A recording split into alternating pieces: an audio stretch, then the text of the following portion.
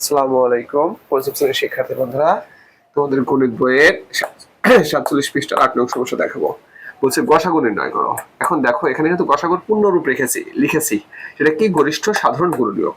তাহলে গসাগুর পূর্ণরূপ কি? গরিষ্ঠ সাধারণ গুণনীয়ক।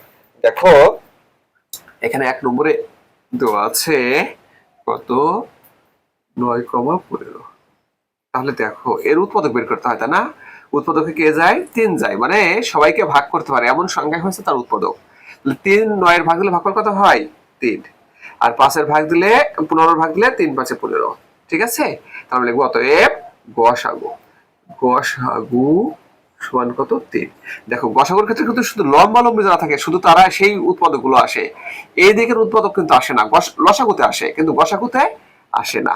ঠিক আছে, লসাগুতে কিন্তু এই 3 এই 5 এই দুটো গুণ হতো, কিন্তু গসাগুতে শুধু এটা আসবে। দেখো 2 নম্বর, দেখো 2 নম্বরে দেওয়া আছে 21,30। তাহলে এখানে কি যায়? 3 যায়। দেখো 3 7 21, 3 10 30। তাহলে অতএব গসাগু গসাগু সমান কত হবে? 3। ঠিক আছে, এবার তুমি 3 নম্বর অঙ্কটা দেখো। 3 3 কত আছে? 32,36। 32,36। দেখো কে যাচ্ছে প্রথমে? 2। কত হয়? 16 18। আরেকটা তালা বানাও, কত যাবে? 2 8 9।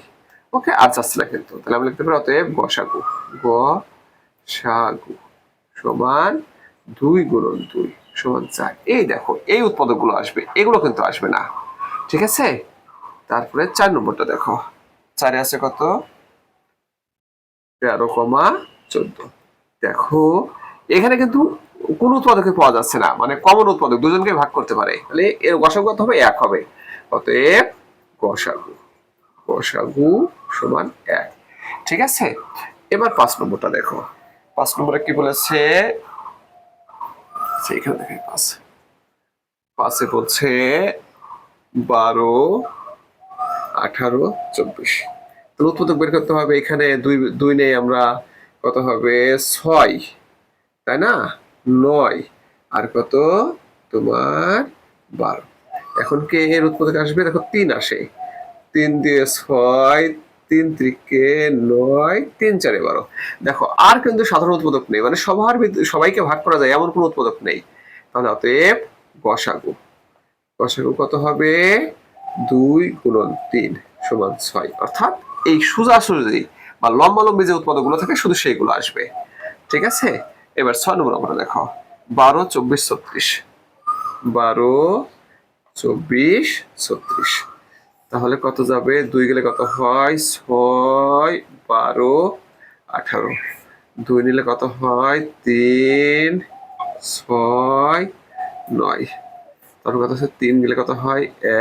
1 2 3। অতএব গসাগু গসাগু সমান কত হবে? 2 গুণ 2 গুণ 3। তাহলে কত হয়? 12। ঠিক আছে বন্ধুরা, এভাবেই আমরা কি করব? গসাগু নির্ণয় করতে পারি। তো তোমাদেরকে অসংখ্য ধন্যবাদ এই ক্লাসে অংশগ্রহণ করার জন্য।